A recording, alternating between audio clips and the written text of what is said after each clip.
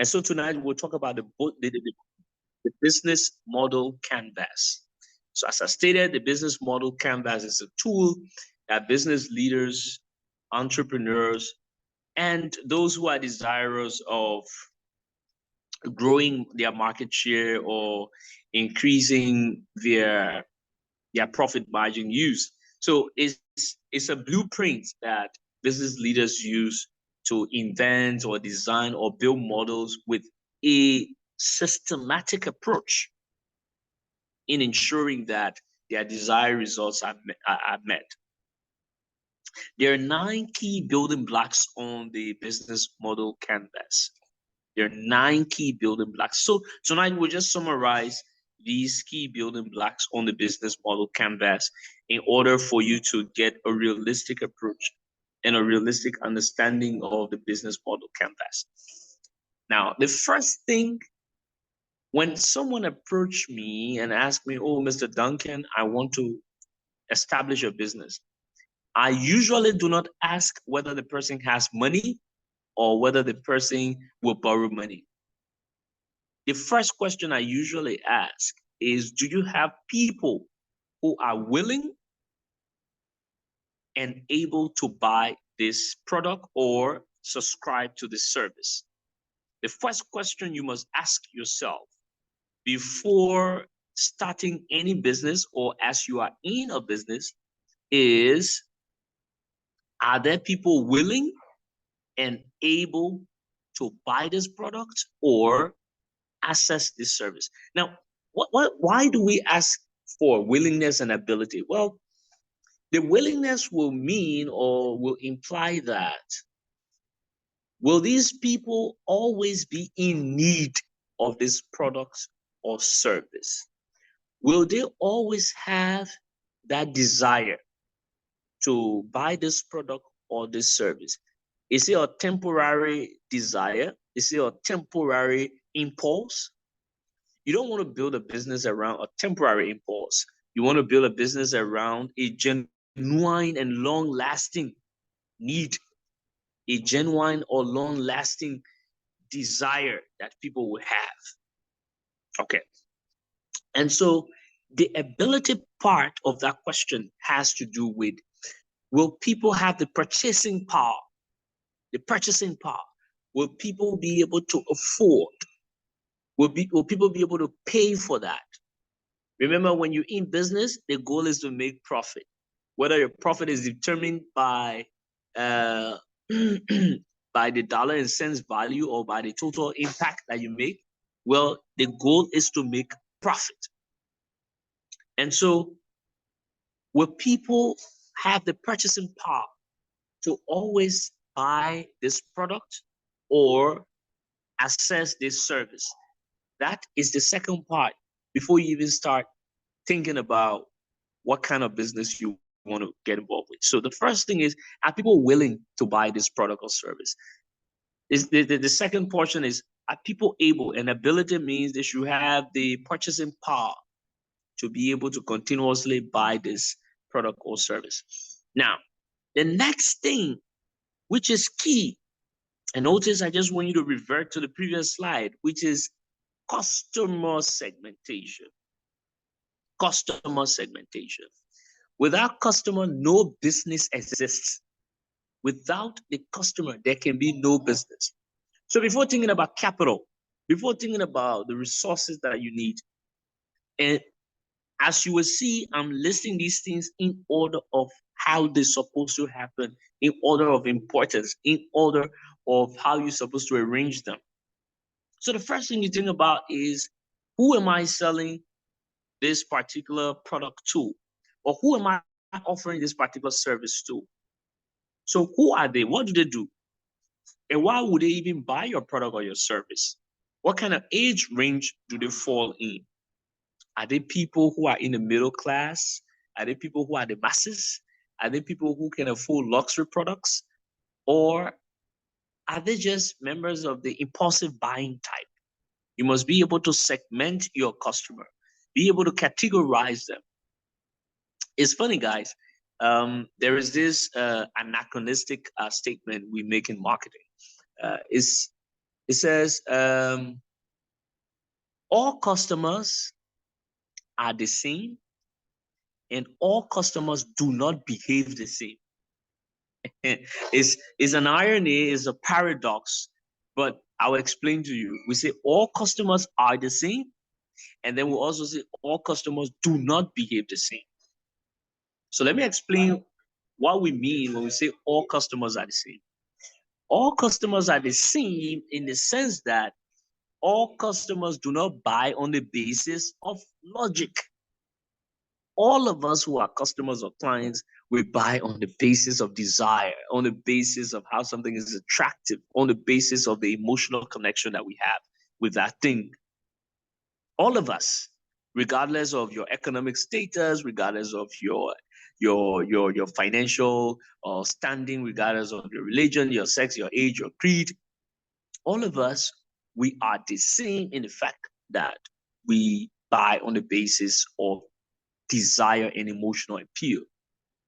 Now, on the reverse, all customers do not behave the same because, as per customer segmentation models,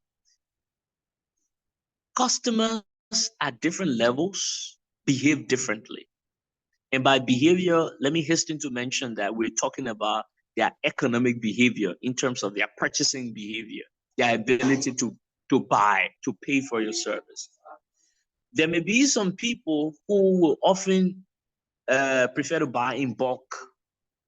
There are people who will prefer to buy luxury goods. There are people who will prefer to buy inferior goods. There are people who will prefer to always buy complementary goods as opposed to people just buying single goods at the time. There are people who may not love to buy just the latest trend, but they may want to buy at a certain point in time when the latest trend becomes so obsolete that they can go get it. There are people who are impulsive buyers. When something comes up, they want to buy instantly.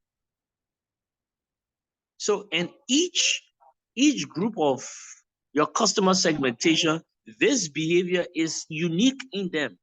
There are impulsive buyers among the masses. There are impulsive buyers among people who can afford at a medium income level. There are impulsive buyers even around the extravagant spenders or those who purchase luxury products and get luxury services. There are impulse buyers at each of these economic strata, each of them. So the first thing to think about before thinking about what your price will be, who you want to partner with, is who am I going to sell this product to? Who are they? Where do they live? Where do they normally carry on buying and selling? What are their thought processes like? What age bracket do they fall in? What gender do they belong to? What will appeal to them? What's their infographics? What are the information they feed on? What are the places they visit? You need all of these information in order for you to target your customer. Now, remember, we're using very specific lingua franca here. We said target. Now, if you've been watching violent movies, if you've been watching war shows, as they can say in Liberia, when someone is a target, you see that all focus and attention is on that person. So when we say, how do you target your customer, it means that you must put all your attention, all your focus, all the energy, all the resources, all the different information you're able to simulate and get about that group of customers that you about to sell to. So it's very important. The who are you going to sell to is very important. Now let's move on to the second point. Now, after thinking about who you're going to sell to, the second point is, we live in a world of value exchange. Guys, the world we live in is a world of value exchange. And I always say this, that money answereth to value. Money is the direct response to value. If you do not have value, do not expect money to be exchanged with you. That's a simple reality. Money answereth to value. And so, as you're planning on opening that business, after you have decided this specific group of people that that business will appeal to, the next thing to think about is what value are you bringing to the table? Now, it may interest you to know that what you are thinking as the Eureka idea or this newly found idea, it may interest you to know that once you put that idea through Google search engine, you will find out that there are several other companies in the world that are doing the same thing that you're about to do, or that you were thinking was a brilliant, streak of an idea, something that appeared to you in a vision or some divine providence. That's the world that we live in. You are not the only person thinking. You are not the only person who has been bestowed with divine providence. So in a world where there are more similarities than differences, how do you distinguish your value? How do you distinguish yourself? How do you uniquely set yourself apart from the more similar businesses all across the world? That is where we come in with your unique value proposition. Your unique value proposition. When we say unique value proposition in business, what we actually mean is what sets you apart? What makes you different from the crowd? What is that one thing that you always love to tell people that, hey, do not buy there. Buy from me because I am different. And this is why I am different. Hey, do not, subscribe to this service. Subscribe to my service. This is what makes me different. What is that one thing that makes you different? What is it that makes you stand out amongst your customers or amongst your competitor? That is what we call value proposition. Value proposition. And over the years, we've seen ways how you can differentiate your value in business. So basically, there are three basic ways that you can distinguish yourself as a business amongst your competitor. The first way you can distinguish yourself amongst your competitor is people want things faster. People want things faster. We live in the age of speed and precision. No one has time to waste over something that should be done in 1 minute and it's taking 1 minute, 10 seconds. No one has that extra in your market, in your competition, is to offer value at a faster rate. So if all of you are in the same business, try to think, how can I make this my service delivered to my customers faster than the regular competition? How can I do that on a faster? Does it involve me hiring more people?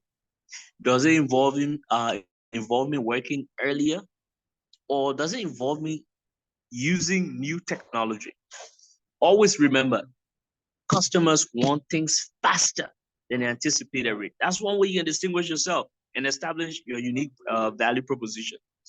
The second way you can distinguish yourself and establish your unique differentiating factor is people want things that are cheaper. Guys, regardless of how rich you are, regardless of how much you can afford, we always want things that are pocket friendly. We always want things that are pocket friendly.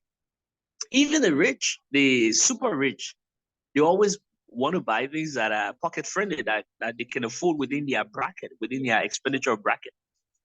So whichever customer segmentation that you are serving, whether you are serving the masses, whether you're serving those who are medium income earners, or you are serving the super rich and extravagant buyers, people in each of these economic brackets, they want things that are pocket friendly, something that is competitively priced, something that is affordable at their level.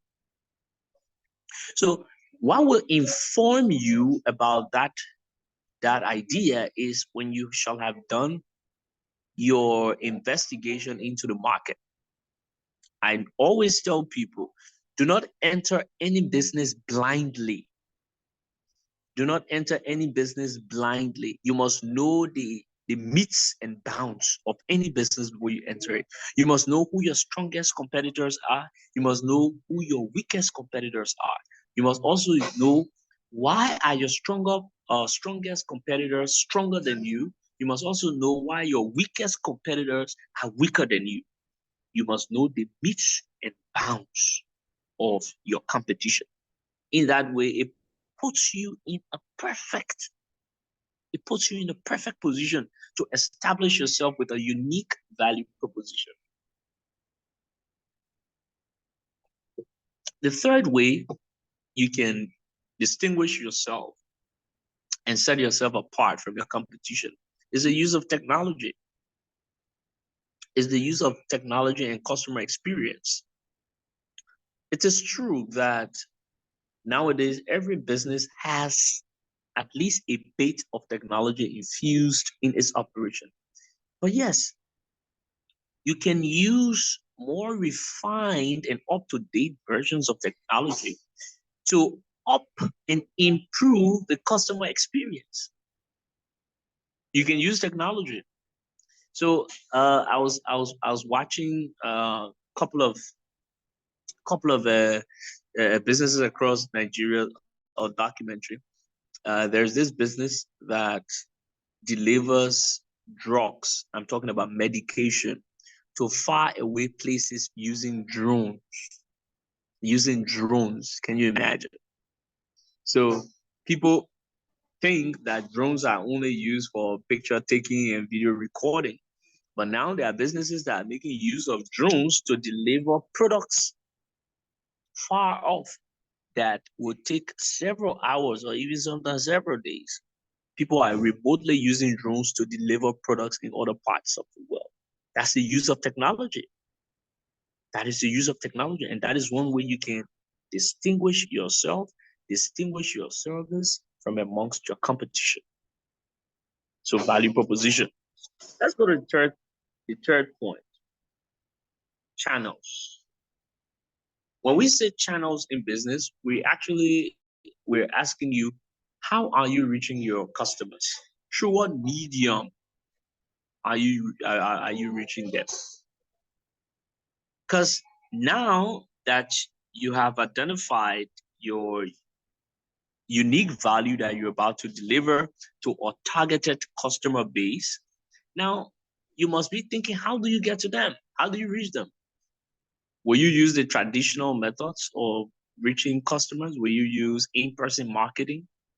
Will you use influencer marketing, wherein you tap into the exposure base of other people with high exposure and then allow them to market your product or service through their influence base? Will you use television?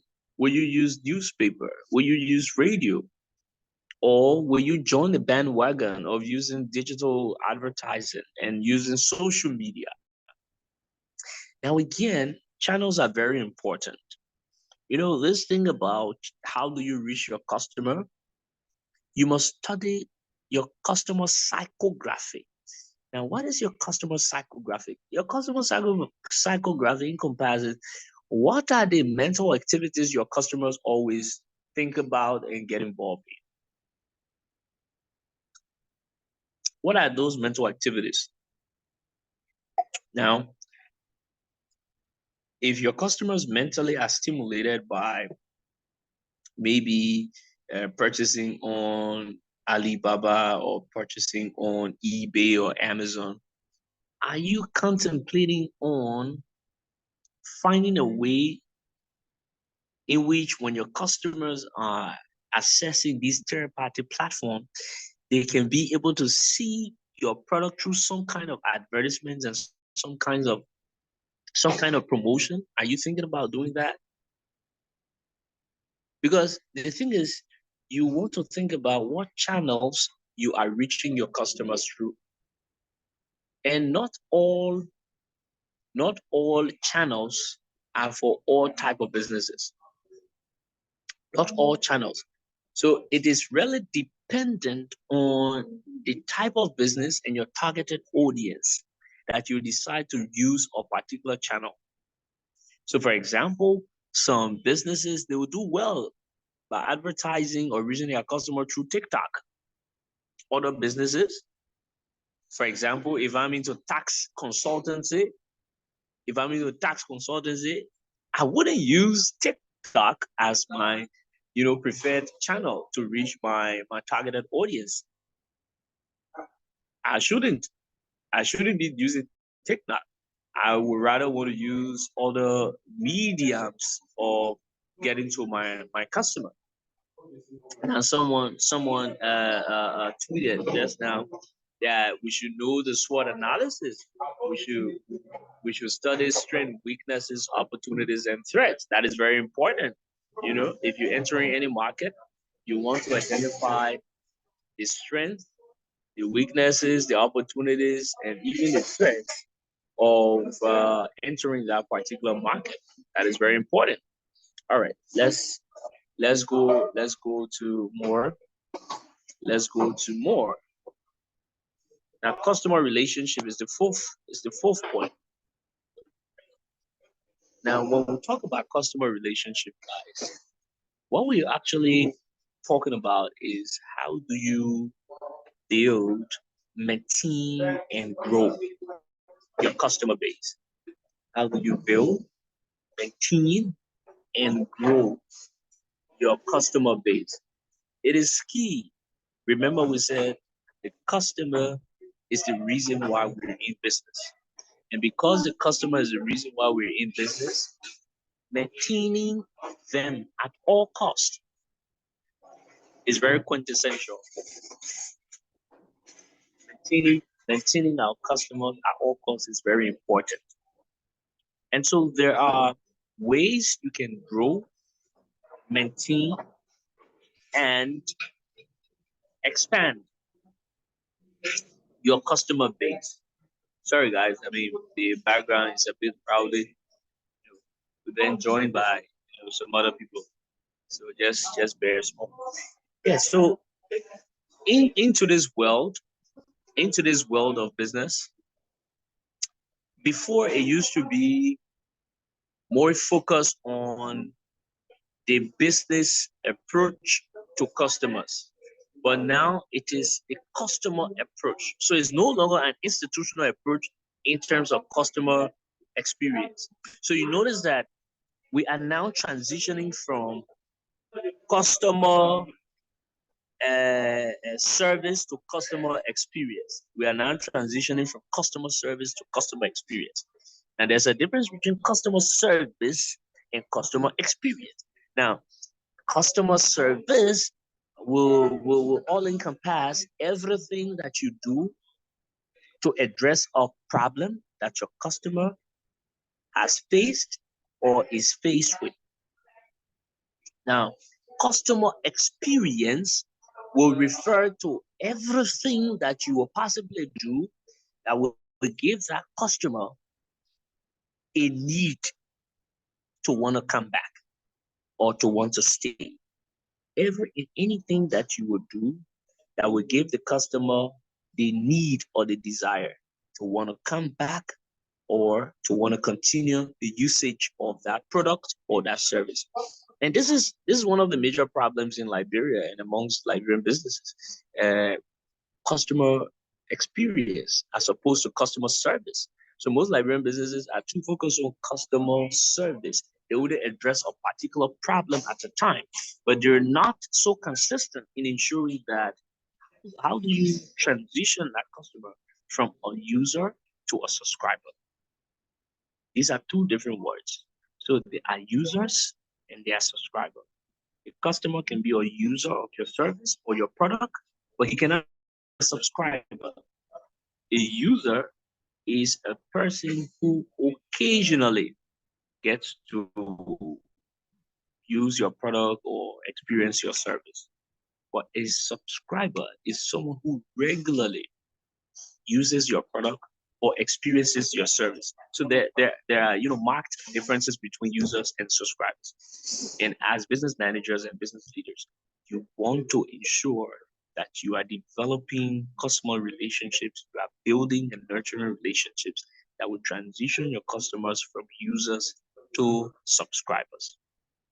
and that will involve you engaging them, more on a communal level, and even sometimes on a personal level.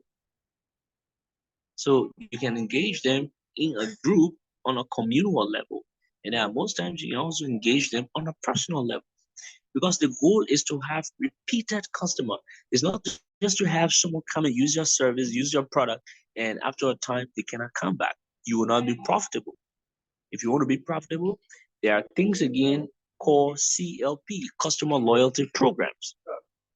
Again, different day, different. That's a whole symposium discussion.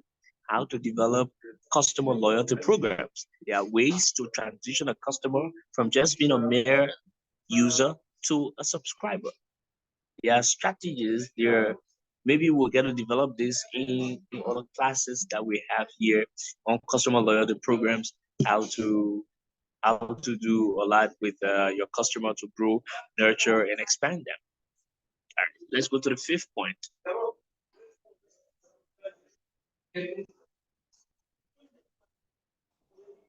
Now, revenue stream.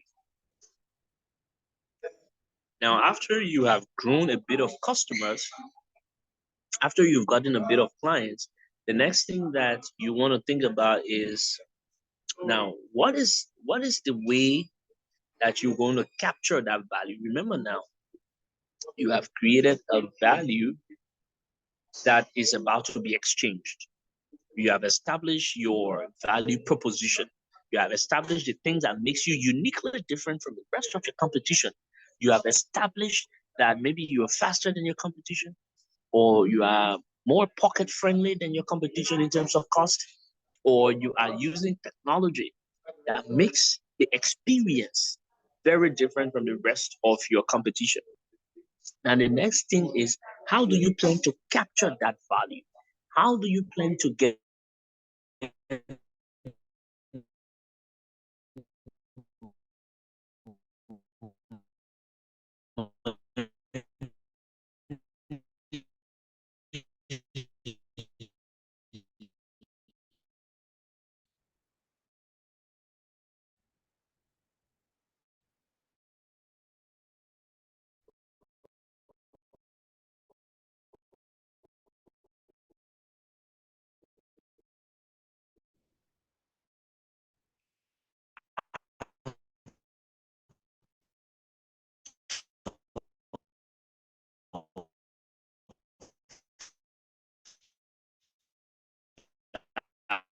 process?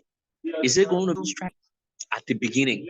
But at a later time, you will start to incrementally add pricing there.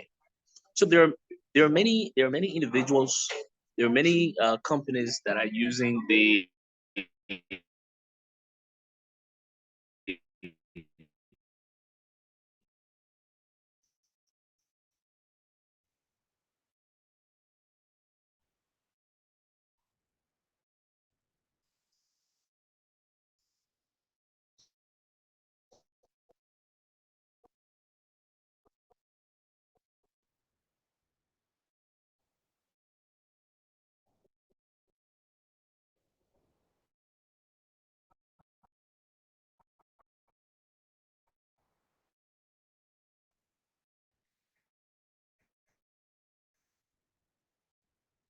1 minute.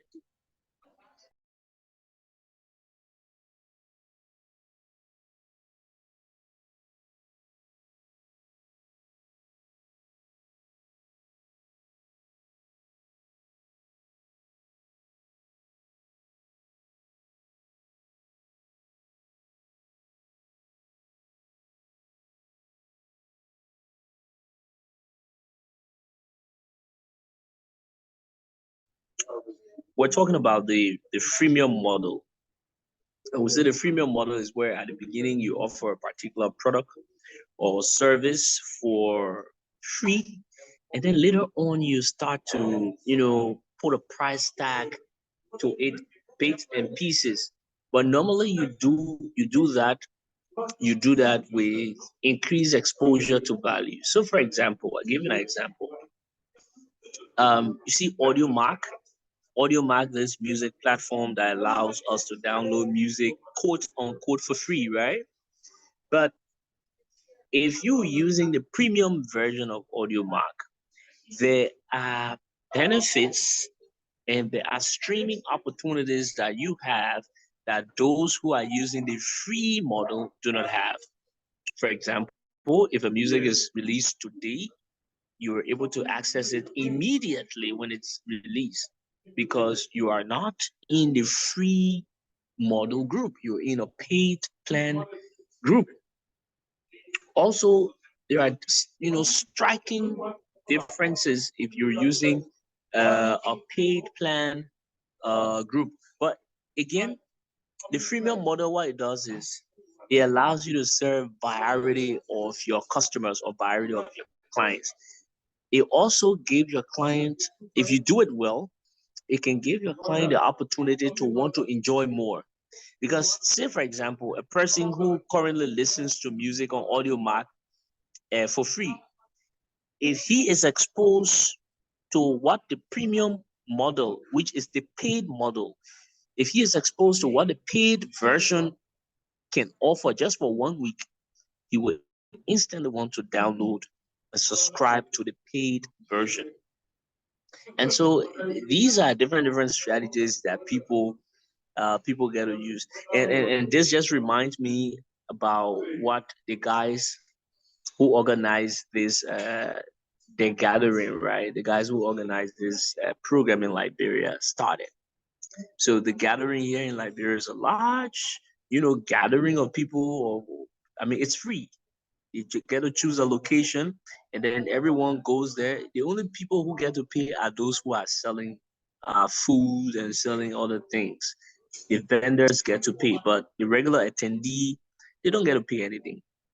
So they started that last year, and they successfully took over the entire country. They offer those services free of charge. No one got to pay a dime. Now, since it has gotten traction, they are now requiring and requesting people to pay entry fee as low as 200 Liberian dollars. Now, it may appear to be a small money, but come to think of it, if you have plus or minus 3,000 people coming, and these 3,000 people, each of them is paying 200, right? Let's just give a very conservative estimate. You got 3,000 people, each of them paying 200. Those of you who are strong with mathematics, what is the expected income there? That's 600,000 liberty. That's 600,000 liberty. This is just being very, very, very conservative. That's 600,000 liberty. Now, that's $500,000 Liberian dollars. That money is excluding the money that sponsors get to pay to the organizers of this event. And every time the gathering is held, there is one or two new sponsors every time. So that tells you how much these guys are making. So that is the power of the freemium model. You use it to get a lot of customers, you use it to gain traction, you use it to draw attention. And once you've gotten the attention and you've gotten the traction from people, you can now start to price it and start to add, pricing incrementally. So that will take care of what ways do you intend to get your money.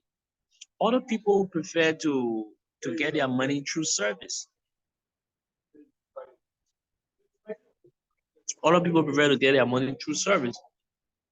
So I used to do this way back. If I do a work for you, I'll ask that.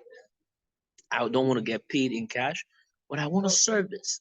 So I did it. I did it with a company that provide sanitary and cleaning services around for people. So I did their business development plan, and then they asked, how much do we pay you? I said, no, I don't want you to pay me, but I want you to clean my couch, clean my house, and because the money that they owed me was, it was a reasonable amount, very, very reasonable amount. So they did that for me for 3 months. 3 months, they assign a maid. They assign a maid, to my house, and then 3 months they will clean my sofa, my cushion, my everything. I mean, it was amazing.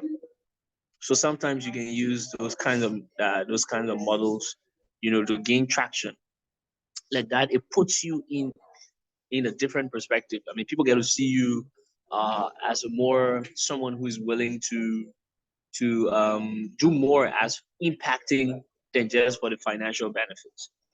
Now let's go to the sixth point. After we discuss how do you intend to get your cash, we'll talk about key resources. Now, what do you have currently before starting your business? What do you have? Do you have capital? Do you have capital? And by capital can be uh, financial capital. It could be intellectual property. It could be physical buildings. It could be access to credit. Maybe you have some access to credit. These are resources that you have. Or maybe you have certain skills that are not just common. These are key resources. Maybe you have certain skill set. These are things that you can actually start with. So start to write down all your key resources that you have. Do you have access to capital? Do you have access to credit? Do you have buildings? Do you have physical infrastructure? Do you have technology? Do you have connections? Do you have intellectual property? Do you have, I mean, whatever you would need to get that business up and running, you need to list that. Now let's go to the seventh point. Let's go to the seventh point. We're moving fast, eh? Now, key activities. Now, when we say key activities, after you've clearly defined whether you have the resources to start this business, now you're going to outline where you will concentrate those resources to create the value that you need for your customer. You're going to outline specific areas, specific activities that you get involved with that will help create the value for the customer. So, what are the activities? What is your rollout plan? Many a time we want to run businesses, but we do not have a customer rollout strategy. We don't have a clear cut agenda. We do not have key milestones that we want to reach. And I keep telling people, do not escape anything. Write it down or type it wherever. Do not escape anything. Have a plan. Have an execution plan. Have an execution plan. What are those activities you hope to get involved with in the rollout process? What are those? All right. So if you have all of these, let's do a quick review. The first thing you want to ask yourself is who are you selling this thing to? Who will buy this product? Who will use this service? The second thing you want to ask yourself is what value are you going to offer? What makes you uniquely different from the rest of your competition? What sets you apart? Is it speed? Is it pricing? Is it the use of technology? The third thing you want to ask yourself is what channels are you going to use? How are you going to reach your customers? Through what means? Is it traditional means? Is it through digital media? Are you building the network and relationships with this customer? What is your customer loyalty program? How do you intend to change people from users to subscribers? What ways are you employing to change people from users to subscribers? That will take care of customer relationship. The next thing we want to look at revenue streams. How do you intend now to attract value, to create value for your customers? Now, how do you intend to get money from all of the value that you have created? How do you intend to get money in exchange for all of those value that you have created and you have offered? That's revenue streams. And then the key resources. What are the things that you need to have or the assets that are required to create the type of value for your customers? What are those things? Do you have an intellectual property right? Do you have certain patents? Do you have certain technology? Do you have access to credit? Do you have finances? Do you have, certain relationships or connection? What do you have? Then the final thing is, what are those activities that will lead up to the execution process? So on that note, guys, I would like to, I would like to end here. It's been an amazing session. It's exactly 9 o'clock.